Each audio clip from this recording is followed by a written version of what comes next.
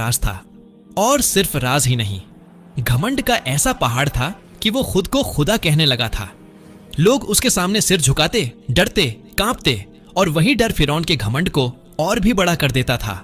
फिरौन कहता था, मैं हूं मिस्र का मालिक, मेरे बिना इस धरती पर कुछ नहीं हिल सकता। लेकिन एक दिन उसके इस घमंड को झटका देने वाला पहला अलामत सामने आया। मिस्र की रात गहरी और डरावनी थी। शाही महल की सबसे ऊंची बालकनी पर दुनिया का सबसे ताकतवर बादशाह फिरौन खड़ा था। लेकिन आज उसकी आंखों में नींद नहीं थी। उसके कानों में एक अजीब सी गूंज थी, पानी की नहीं बल्कि खून के बहने की आवाज। वह नील नदी की तरफ देख रहा था, वही नील नदी जिसे वह अपनी मिल्कियत समझता था। लेकिन आज उसे उस नदी के काले पानी में अपना चेहरा नहीं बल्कि मौत का साया दिखाई दे रहा था। उसके हाथ कांप रहे थे। उसने पास रखे सोने के ग्लास को उठाया और पानी पीने के लिए होठों से लगाया। लेकिन जैसे ही पानी उसके मुंह में गया, वह गाढ़ा बदबूदार खून बन गया। फिरौन ने जोर से जाम को फर्श पर दे मारा। नहीं, वह चीखा, यह मूसा का जादू है, यह हकीकत नहीं हो सकती। लेकिन यह हकीकत थी, और यह सिर्फ शुरुआत थी उस खौफनाक अंजाम की जो इतिहास के पन्नों पर हमेशा के लिए दर्ज होने वाला था। कुछ दिन पहले ही हजरत मूसा अलैहिस्सलाम फिरौन के दरबार में आए थे। उनका चेहरा नूरानी था, लेकिन आंखों में जलाल था। मूसा अलैहिस्सलाम ने कहा था, ऐ फिरौन, अब भी वक्त है, बनी इज़राइल को छोड़ दे और अपने रब के सामने झुक जा, वरना मिस्र की जमीन तुझे उगल देगी और आसमान तुझ पर रोएगा भी नहीं। फिरौन अपने तख्त पर अकड़ कर बैठा था। उसने अपनी हंसी उड़ाई थी। मैं मिस्र का रब हूं। ये हवाएं, ये पानी, ये सूरज, सब मेरे हुक्म के गुलाम हैं। तेरा रब मेरा क्या बिगाड़ लेगा? लेकिन फिरौन भूल गया था कि मिट्टी का बना इंसान जब खुदाई का दावा करता है तो कुदरत उसे तोड़ने के लिए अपनी सबसे छोटी फौज को भेजती है। अल्लाह का गजब उतरना शुरू हुआ। वह मिस्र जो अपनी खूबसूरती पर नाज करता था, अब एक बदबूदार नरक बन चुका था। 1. खून का कहर। सबसे पहले पानी ने बगावत की।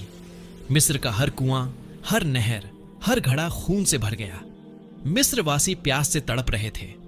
अजीब बात यह थी कि जब कोई बनी इज़राइल का गुलाम पानी पीता तो वह साफ और ठंडा पानी होता, लेकिन जैसे ही कोई फिरौन को मानने वाला उसे छूता, वह गाढ़ा खून बन जाता। फिरौन प्यास से पागल हो रहा था। उसके होंठ सूख कर पपड़ी बन गए थे। वह चिल्लाता, मूसा को बुलाओ, उससे कहो इसे रोके। जब मूसा अलैहिस्सलाम ने दुआ की और पानी साफ हुआ तो फिरौन का घमंड फिर लौट आया। उसने कहा, यह तो बस एक इत्तेफाक था। 2. मेंढकों का हमला। फिर अल्लाह ने दूसरी फौज भेजी। मेंढक। ये कोई आम मेंढक नहीं थे।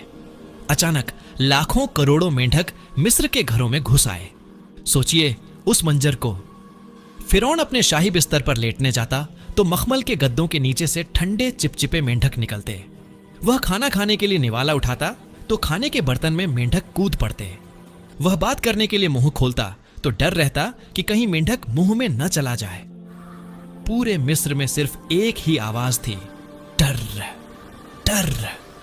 और लोगों की चीखें। बादशाह हो या फकीर, सबको इन छोटे जानवरों ने घुटनों पर ला दिया था।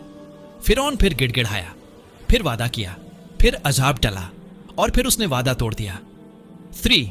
जुएं और टिड्डियों का तूफान। फिर हवा ने हमला किया। धूल और मिट्टी जुओं में बदल गई।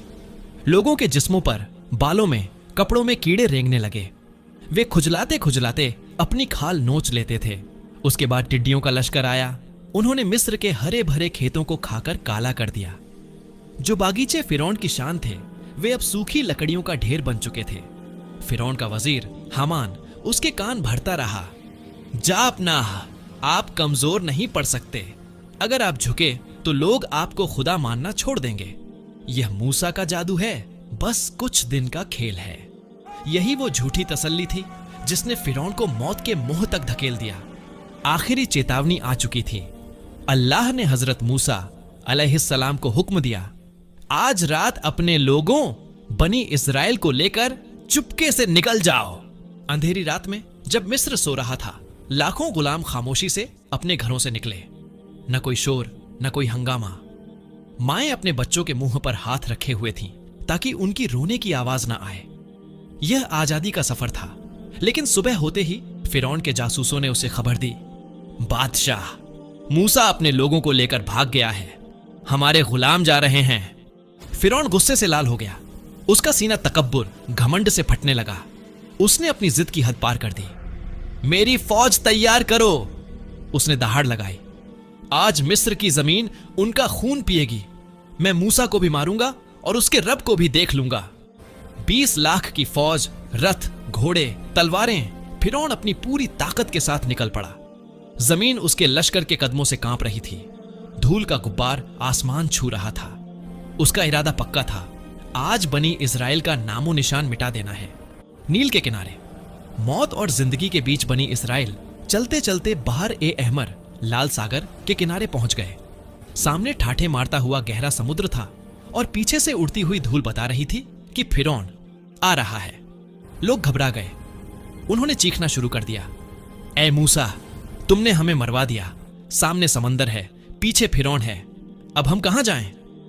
मायूस चेहरे, रोते हुए बच्चे और कांपते हुए बुजुर्ग, सबको अपनी मौत सामने दिख रही थी।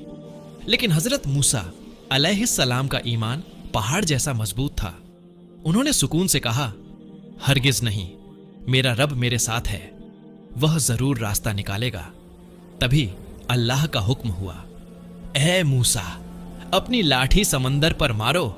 जैसे ही लाठी पानी से टकराई, एक भयानक आवाज आई, जैसे आसमान फट गया हो। समंदर का पानी बीच से चीर दिया गया। पानी की लहरें दोनों तरफ बड़े पहाड़ों की तरह खड़ी हो गईं। बीच में सूखी जमीन निकल आई। यह मंजर देखकर लोगों की आंखें फटी रह गईं। यह नामुमकिन था, लेकिन उनकी आंखों के सामने था।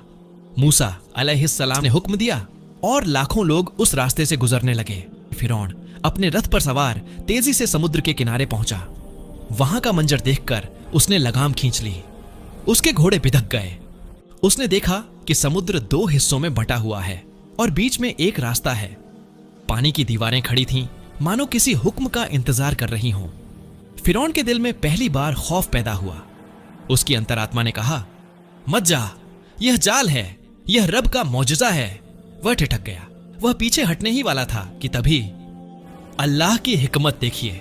हजरत जिब्राइल अलैहिस्सलाम एक इंसानी शक्ल में एक घोड़ी पर सवार होकर आए और फिरौन के घोड़ों के आगे से तेज रफ्तार में उस समुद्री रास्ते में घुस गए। फिरौन के घोड़ों, जो नर थे, ने जब घोड़ी को आगे जाते देखा तो वे बेकाबू होकर उसके पीछे दौड़ पड़े। फिरौन चाहकर भी उन्हें रोक न सका।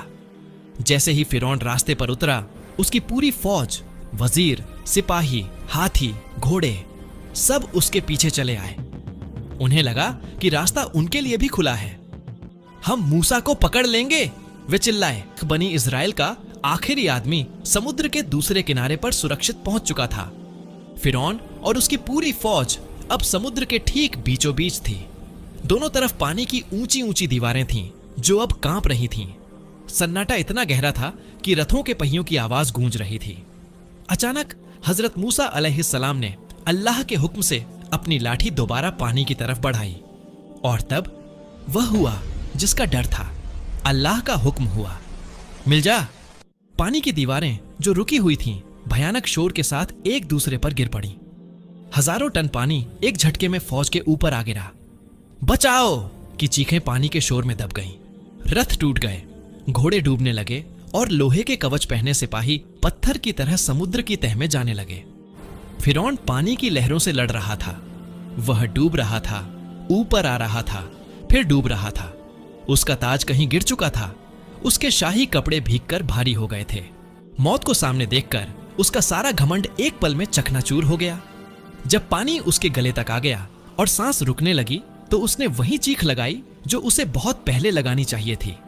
उसने चिल्लाकर कहा, मैं ईमान लाया कि कोई माबूद नहीं सिवाय उसके जिस पर बनी इजराइल ईमान लाए, और मैं मुसलमान होता हूं।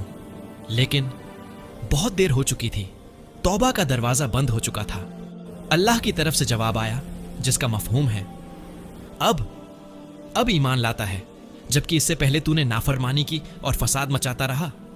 कहा जाता है कि उस वक्त हजरत जिब्राइल अलैहिस्सलाम ने समंदर की काली मिट्टी कीचड़ उठाई और फिरौन के मुंह में ठूंस दी, ताकि वह रहमत की कोई और बात न कह सके, क्योंकि अब फैसले का वक्त था, रहमत का नहीं। फिरौन कहता था, मैं हूं मिस्र का मालिक, मेरे बिना इस धरती पर कुछ नहीं हिल सकता। फिरौन मर गया, लहरें शांत हो गईं, लेकिन कहानी यहां खत्म नहीं होती। यहीं पर वह ट्विस्ट है जो आज भी वैज्ञानिकों और दुनिया वालों को हैरान करता है। आमतौर पर जब कोई समुद्र में डूबता है तो उसका जिस्म मछलियां खा जाती हैं, या वह गलकर खत्म हो जाता है, या फिर वह गहरे पानी में हमेशा के लिए खो जाता है। लेकिन अल्लाह ने फिरौन के लिए एक अजीब और अनोखी सजा चुनी। अल्लाह ने कुरान में फरमाया, आज हम तेरे बदन बॉडी को बचा लेंगे ताकि तू अपने बाद आने वालों के लिए एक निशानी बना रहे। समुद्र की लहरों ने फिरौन की लाश को निगला नहीं, बल्कि उसे उगल दिया। उसकी लाश पानी के ऊपर तैरती हुई किनारे पर आ लगी। यह वही जगह थी जहां बनी इज़राइल खड़े थे। उन्होंने अपनी आंखों से देखा कि वो शख्स जो खुद को रब कहता था, आज एक बेजान सूजी हुई लाश बनकर रेत पर पड़ा है। न कोई सिपाही उसे उठाने वाला था, न कोई नौकर। असली ट्विस्ट यह है, हजारों साल गुजर गए, मिस्र की सभ्यताएं खत्म हो गईं, लेकिन उस फिरौन जिसका नाम रामसेस द्वितीय या मरनबताह माना जाता है की लाश आज भी मौजूद है। अल्लाह ने उसे मिट्टी में मिलने नहीं दिया, उसे मम्मी बनाकर महफूज रखा गया। आज वही फिरौन जो कहता था, मैं सबसे बड़ा हूं, मिस्र के एक म्यूजियम में कांच के एक बक्से ग्लास बॉक्स के अंदर पड़ा है। हजारों साल से लोग आ रहे हैं, उसे देख रहे हैं। वह न मरकर मिट्टी हुआ, न जिंदा रहा। वह इबरत का पुतला बन गया। उसका चेहरा आज भी उस खौफ और दर्द को बयां करता है जो उसने डूबते वक्त महसूस किया था। उसका जिस्म गवाही दे रहा है कि ताकत सिर्फ अल्लाह की है और घमंड का अंजाम हमेशा जिल्लत है। इस कहानी का अंत किसी परियों की कहानी जैसा सुखद नहीं, बल्कि एक भारी खामोशी वाला है।